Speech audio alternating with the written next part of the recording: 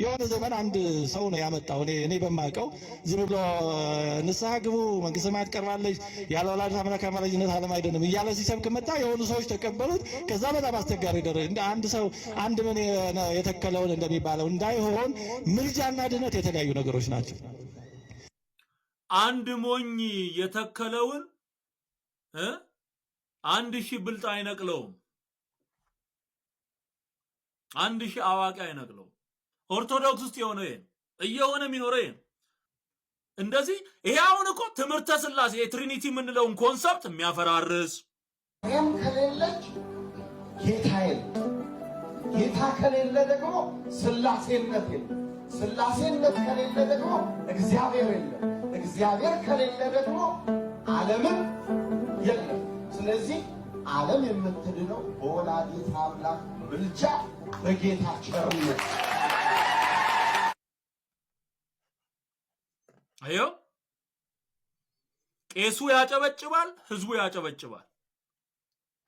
ምን አለ? ማርያም ከሌለች ኢየሱስ የለም፣ ኢየሱስ ከሌለ ሥላሴ የለም፣ ሥላሴ ከሌለ እግዚአብሔር ስመ አብ ወወልድ ወመንፈስ ቅዱስ አሐዱ አምላክ።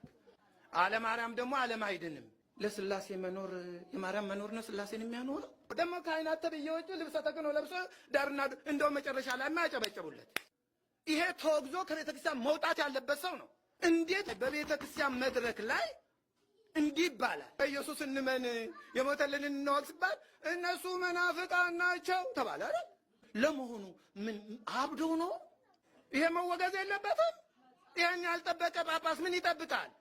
ይሄው እግዚኦ የሚያሰኝ ነው። በኢትዮጵያ ቤተ ክርስቲያን እንዲህ ሲሰበክ አንድም ሰው አስተያየትም ተጻፈበት ዝም በቃ በፍጹም በምንም ተአምር ይሄ ክህደት ነው። ዓለም የሚድነው በማርያም ምልጃ ነው። ያለ ማርያም አማላጅ ነው ዓለም አይድንም እያለ ነው የሚናገረው።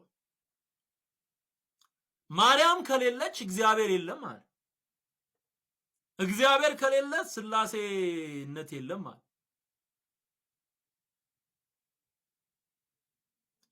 እንዴት አይነት ጭካኔ እንደሆነ ሊገባኝ አይችልም። እኔ በጣም ነው እኮ የሚያስፈራው። በነገራችን ላይ ይሄ እግዚአብሔርን አለመፍራት ነው። ይሄ የድፍረት እንዴ! ኢየሱስ ክርስቶስን የሰቀሉት ከዚህ በላይ ምን አደረጉ? ምን አደረጉ ከዚህ በላይ? አሁን የእግዚአብሔርን መነሻ ማርያምን ማድረግ ማለት ነው።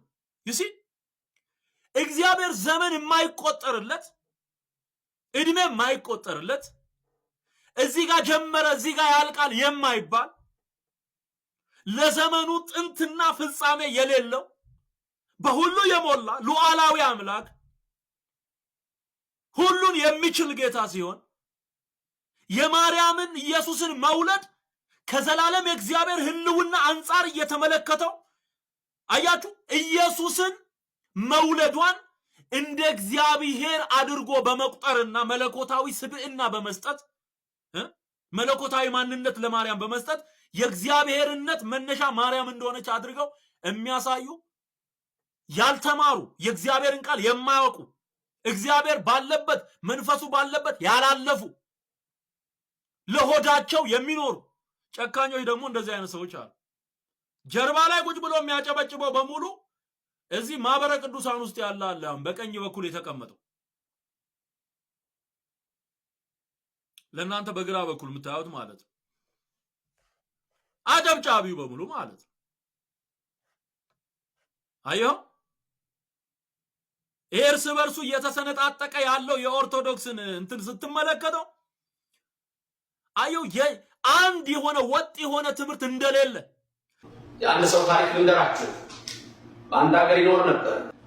መንገድ ላይ ሰይጣን ጠበቀው። እንደምን አለው፣ ሰላምታም ሰጠው። ይሄ ያንስኩትን ወርቅ ብሰጥህ አትቀበለኝም? ምን አለው። ረደስ ብሎ ይቀበልሃል አለው። ከዛ በፊት ግን የምታደርግልኝ ነገር አለ አለው። ምን ላድርግልህ አለው። ሥላሴን ካድልኝ አለው። እሺ አለ። አንድ ነገር ቀረ አለ።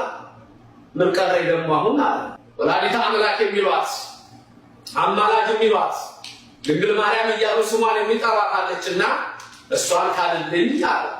ይህን ጊዜ ያ ሰው ፊቱ በሐዘን ተመታ፣ ልቡም ተጨነቀ። እንዲህም አለው፣ እንዲህ ብዬ ነው ቢለው ሰይጣን እጅግ ተበሳጨ። ያንንም በምትሃት ወርቅ ያስመሰለውን ድንጋይ እንደገና ወደ ድንጋይ ለውጦ ልቡንና ራሱን መጥቶ ይህንን ሰው ገደለው ይላል። ማንም ሰው የፈለገውን የሚያስገባበት ቤት እንደሆነ ማንም ይዘልበት ቤት እንደሆነ ትመለከታል። ኢየሱስ ካልክ ትባረራለህ ከኦርቶዶክስ። ልንገርህ እውነቱ ሰይጣን ደግሞ እንደመቤታችን የሚፈራው እንደመቤታችን ሰይጣን የሚፈራው የለም። ልንገርህ እኔ ክርስቶስንም እንደመቤታችን የሚፈራው አይመስለኝም። ሰይጣን አይመስለኝም። ያውግዘዋል። በቃ እንደዚህ ብሎ የሚያስተምር ግን አይወገዝም። ምናልባት ያረጋልን እንግዲህ ከዚህ በኋላ ጠርተው ከጠየቁት ጥቁር የለበሱት መሃል ላይ ሊያስቀምጡት ይችላሉ። ይሄ ቅድም ያነሱት ያለ ወላዲተ አምላክ አማላጅነት ዓለም አይደለም። እንደ በእውነት ብዙ ሰው ጋር ሊያጣሉኝ ነው። አሁን ይሄን ጥያቄ እንዲህ የሚል ትምህርት ነው ያላቀም። ይሄ ቅርብ ሊያጣሉኝ ነው አለ አላ አፍጦ አግጦ የሚመጣ ያለ ዕውቀት ሚጮ ኦርቶዶክሳዊ አለ። ያውቀዋል። ያለ ዕውቀት ሰንበት ተማሪ በቃ ከበሮ ከመደብደብና ሰው ከመደብደብ ውጪ ምንም ስራ የሌለው በቃ በመደብደብ ነው የሚያው። ከበሮ ይደበድባል፣ ሰው ይደበድባል። ስንቱን ደበደቡ። ስለዚህ ሊያጣሉኝ ነው አለ። ግድ የለም ቢያጣሉህም እውነት መናገሩ ጥሩ ነው። ጥሩ ነው መናገር ነው የሚሻለው። እኛም ብለን ውስጥ ቆይተናል እኮ በመዝሙር ልናስተምር ሞክረናል። በተለያየ መንገድ የገባንን እውነት ልንጮህ ሞክረናል። ለካ በዛ አይሰራ። ጌታ ጠቅልሎ ሲያስወጣን በቃ እውነትን ስንናገር ሰዎች መዳን ጀመሩ። መዳን ድርጅታዊ አሰራር አይደለም። መዳን ሰማያዊ ጉዳይ ነው። መናገር ነው የሚሻለው። መናገር ቅዱስ ጎርጎርዮስ ዘንዚናንዙ ምን ይላል? ሰው ላይ የሚለማመዱ ይላል። ሌላውን ከማስተማራቸው በፊት ራሳቸውን ያላስተማሩ እያስተማሩ የሚማሩ ይላቸዋል። ሌላው ላይ የሚለማመዱ አይነት ሰዎች እና ቅድም እንታም እንዳነሱት የቤተክርስቲያን ትምህርት ጥሩ ነው። ሁላችን በቲክቶክም በምኑም በምንችለው ለቤተክርስቲያን ጠበቃ ነው። ግን አውቀን ነው መሆን ያለበት። አለዛ አስቸጋሪ ነው። ዘርዓ ያዕቆብ ከ14ኛው መቶ ክፍለ ዘመን ጀምሮ የተከለውን በሱ ዘመን የተከለውን ይሄው እስከ ዛሬ ድረስ ማን ይንቀለው? ሞት ይንቀለኝ ብሎ ተቀምጧል። በቃ አንድ ሰው ያመጣው ትምህርት ነው ባህታዊ። ከዚህ በፊት ስናገረ የነበረውን እውነት በእነሱ አንደበት መጣላ።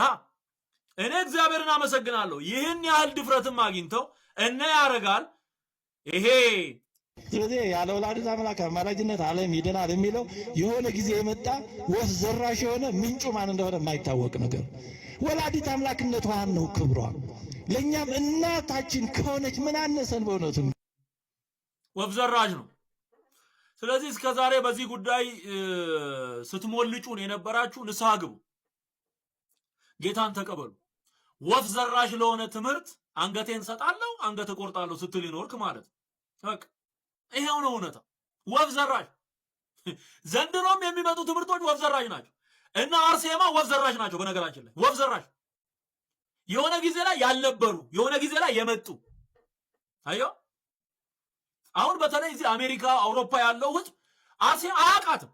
አሁን ወደዚህ እየመጣች ነው። አሁን ታቦት እየተቀረጸ ማን ነው መክተፊያ እየቀረጹ በየስቴቶች ውስጥ እያስፋፉ ያሉት የአርሴማን አምልኮ ጣዖት አምልኮ አይታወቅም ነበር። ቀስ እያለ የሚመጣ ነገር አለ። ኦርቶዶክስ ውስጥ ይሄ ነው ያለው። ይሄ ነው መገለጫው ኦርቶዶክስ። በቃ ወፍ ዘራሽ ትምህርት መጥቶ ይገባል፣ ግመል ዘራሽ ይሆናል ማለት ነው። ከዛ በኋላ ስሙ እስኪያዝ ነው ባይዘው። ተምሮ ሰው እንዳልተማረ ሲሆን በጣም ነው የሚያስጠላው። በጣም የክርስቶስ ኢየሱስን መንግስት የማያከብር የክርስቶስ ኢየሱስን ስም የማይፈራ እንደዚህ አይነት ሰው ምንም አይነት ርህራሄ የለን። በደንብ ነው ልኩን ምን ነግረው ማለት ነው። ልኩን በቃ ይፍረስ በኢየሱስ ክርስቶስ። ይሄ አባ መዓዛ የሚባሉት ሰውዬ ሲቃወሙት ሰምቻለሁ። ይሄን ሰው ሌሎቹም ሲቃወሙ ሰምቻለሁ። ስለዚህ ምንድነው የሚሻለው ለኦርቶዶክስ ስትል ትምህርቱን ጨምቆ ኢየሱስ ክርስቶስ ብቻ እንደሆነ መድኃኒት ለትውልዱ ማስተማር አለባት።